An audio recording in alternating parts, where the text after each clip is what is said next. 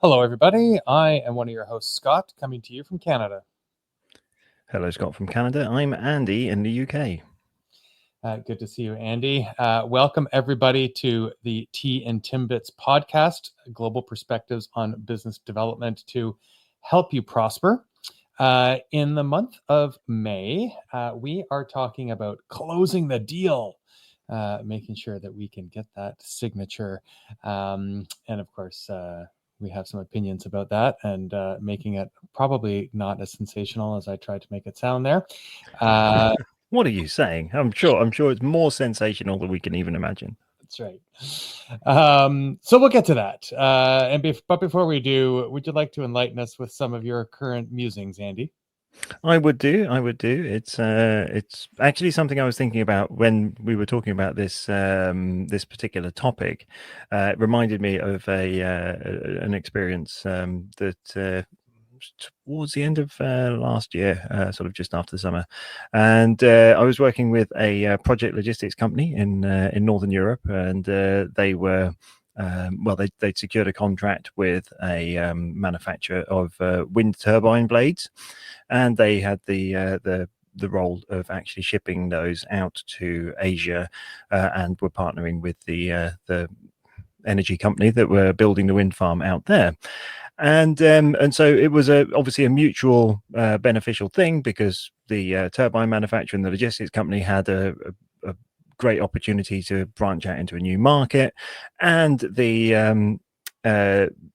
energy company had an opportunity to get some quality equipment and that they could then be very proud of. However, just as everything was ready to ship, the procurement lead of the energy company came back to the logistics company and said, well, we know we're ready to go and we know we've agreed everything, but I've had a look at all of the project costings, and we're going to need you to reduce your price by 12% to increase the value that we're getting in this arrangement. Take it or leave it. And he was a new guy, so it was a new project procurement lead, trying to flex his muscles and stand out and stuff. But he very much the take it or leave it attitude was obviously a bit of a problem, and a lot of people would have gone, okay, fine, we will sell these to someone else, or we will ship, cancel the agreement, or that have just gone into a back and forth negotiation about the money. But the project lead from the European business actually had a really clever idea, and proposed a working session between the two businesses to actually focus on the value, and trying to find other areas that they could find value that wouldn't necessarily just be about price. So essentially what they managed to do, there was three things I wrote down. There was a few more, but the three main things were they adjusted the project sequencing to reduce the vessel idle time, and then they proposed bundling some lower priority cargo into the back hauls, so that they could then obviously create some efficiency there.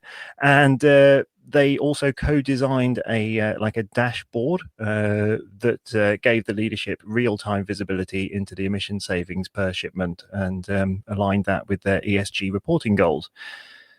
So that was quite clever, and they ended up reducing the 12% desired reduction of price down to 6%, but the perceived value increased by probably twice as much. So this was really good. And then their CFO actually presented the logistics partnership as a model for collaborative, what was it he wrote? Model for collaborative supplier engagement at their annual general meeting. So there really was a win-win in this particular case, and I thought it was a relevant one to share as part of this episode. Well, there you go. I think we could just play the closing music now. Well done. We could do, but it was definitely a very smart approach, and yeah. Well, it's interesting that has actually been. I've had similar conversations about that concept lately, and so maybe that kind of gets into the substance of what we're going to talk about today. So that win-win mindset in deal closing. And I guess I'll preface by picking up on a theme that I mentioned in last week's episode. I think closing the deal is a spectrum, and it starts the day you open the deal, and it's about sort of finding that alignment. So, more wholesomely, you know, without sort of repeating that story there, um, but I suppose it still sort of picks up some of those themes. That win-win mindset. Where do you think that it has the most impact on the opportunity nurturing? It's very much about creating that end state vision, and ultimately being very aligned and very clear on what that is for both businesses and how you're going to get there. Yeah. Because very often one business will have what they want out of it, and that's all they'll focus on, and the other business will have what they want. But very rarely does that come together as a, okay, what are we both trying to achieve here? How are we going to achieve that together? And actually having that discussion openly, going, right, well, we actually need to make this much money on this project, we need to manage to, to achieve these goals on this project, and we have these internal things that are going to be challenging what we're actually doing. And sometimes being very open about that is not a problem. It's actually okay to be honest with your, either the person you're buying from or the person who's buying from you, because by doing that, you create a level of trust, and it allows everyone to feel that there is that win-win attitude, at least going into it. Whether you all come out of it achieving all of those goals exactly as you want is, it may happen, it may not, but that's not the point. The point here is that you are very clear and aligned, that you both have this win-win attitude, win-win strategy from the very beginning. I mean, there's so much more layered in there, right? It's about sort of digging in and understanding sort of the root pain and the opportunity in the deal. Of course.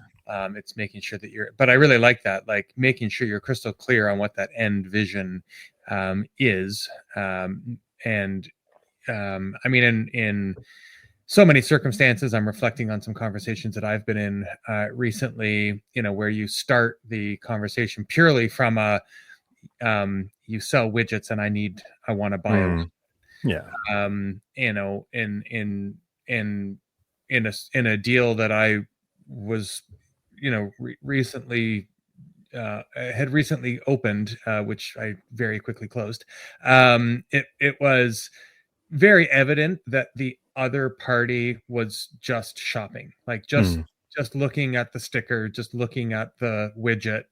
In this case, it was an AI platform solution, and it was like pulling teeth, trying to get them to kind of go like, well, why do you want this? What is it going to do for you? And I guess I honestly now, even in this moment here, just thinking it through out loud, it wouldn't surprise me to learn that the prospect in this case just wanted to put AI on the brochure, maybe, and wanted to say, well, we're doing AI, we have AI, and unfortunately, for some reason, I mean, maybe that's a false assumption, but assuming it's true, it doesn't really matter if it is or isn't. The prospect didn't tell me why they were shopping. If they had said, we just want AI on our brochure so that we can tell our clients we're using AI and we can show up like we're doing the latest thing, I would have been like, oh yeah, okay, we have a solution for that. Like, we don't have to worry about unlocking business efficiency here. We just have to worry about giving you a sticker that you can use. And that is a different, different conversation, of course. Yeah. I mean, we probably wouldn't want to go there with them, but would have been a lot less awkward and whatnot. So I really, and if you're listening, get back in touch with Scott. He might have a solution for you. Well, we do, but just a sticker. So it's being a little bit, and I think this win-win thing, I think if anybody listening is also on sort of the buying side of the equation, on that side of the table from time to time, I mean, do yourself a service here, and don't look at your counterpart in these conversations as a salesperson. look at them as a strategic partner and treat them as such. And if they don't show up reflecting that virtue and value, then you've done your own qualification on whether you want to Correct. Yeah. bring this person into your ecosystem. So a lot of times I think buyers feel they have to be guarded about sort of their objectives and their actual goals and their situation. It's really tricky in those kinds of situations. And I think as the salesperson in that situation, if you spot that, I think there are delicate ways to let them know that you recognize that seems to be the posture, and we tend to work more successfully with when we get to dig into the business scenario. I don't know the right way to say that. No, but that's right. I mean, the high, I mean, in reality, you've got these high value negotiations, and they are, or whether they are or not, but they should be about more than just a contract. Yeah. It's, it is about, as you say, about, starting a partnership together with this business, because you're talking about something big that's going to have a big impact on both businesses.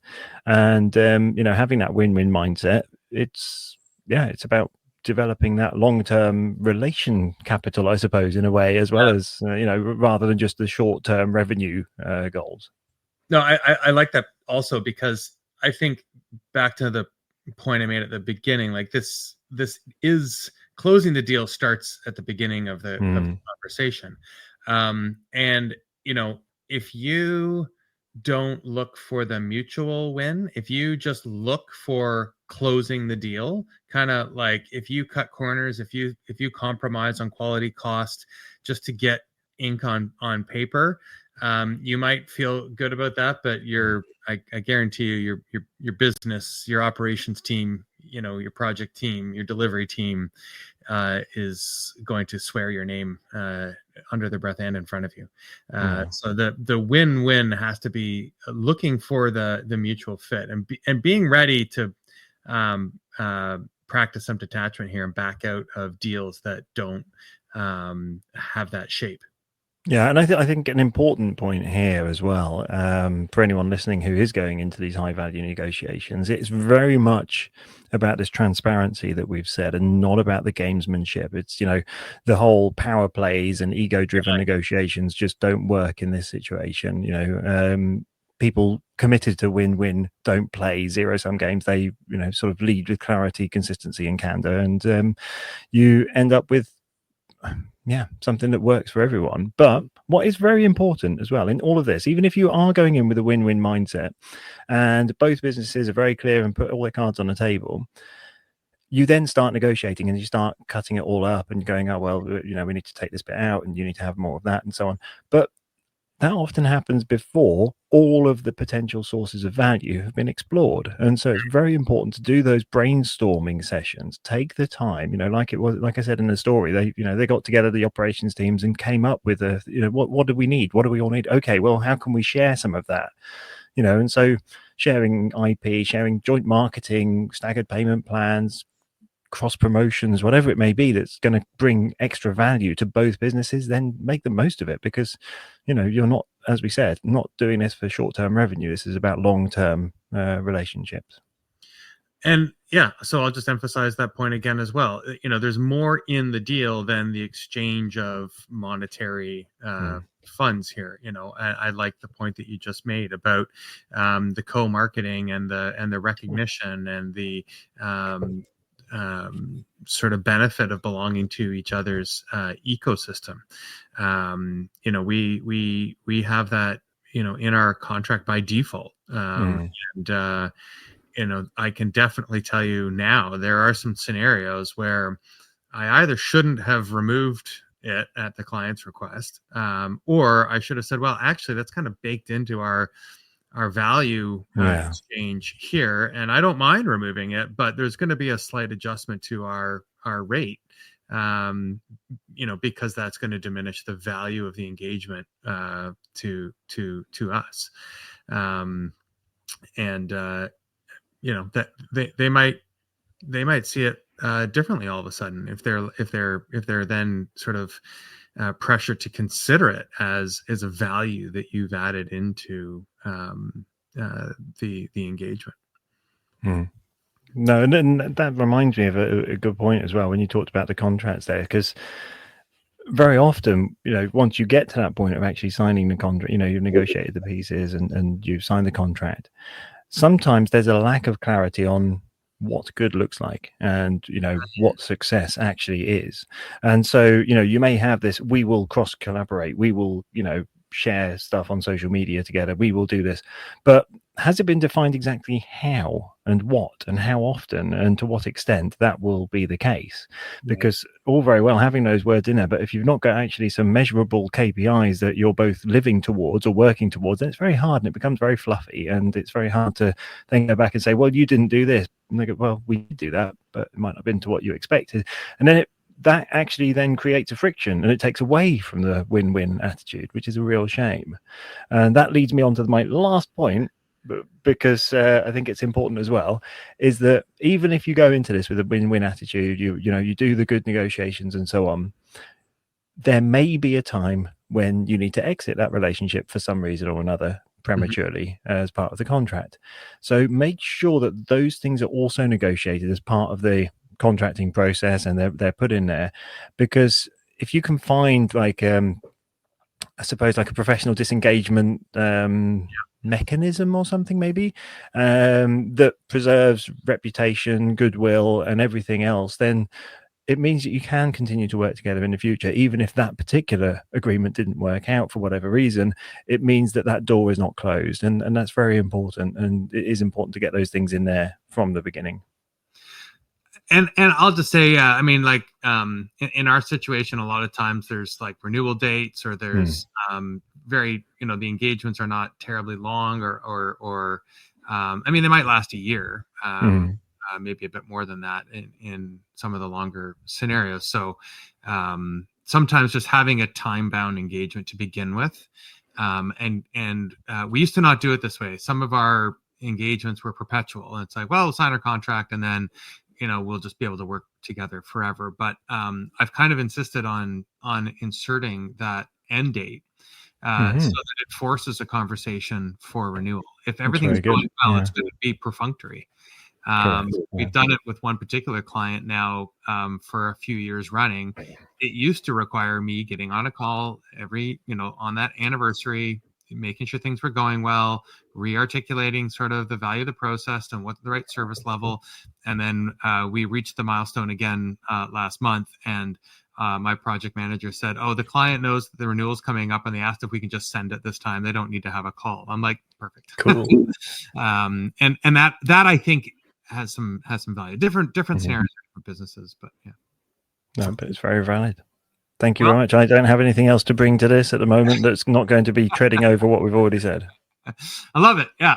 Win-win for everybody. Thanks, Andy. Appreciate it. And if you would like to figure out how to win more deals from all of our highfalutin input, then you can listen to every episode we've ever recorded. You can do that by going to tandtimbits.com. There's also a contact form on there, and we'd love to hear from you and hear what you think about our musings and our goings on. And if you have any suggestions for future episodes, send them in. And Thanks. if you do go back and listen to our past episodes, it will be the best 2.5 days of non-stop listening to Scott and Andy that you'll ever had. You can listen on high speed. See you next week. Cheers, Scott. Bye.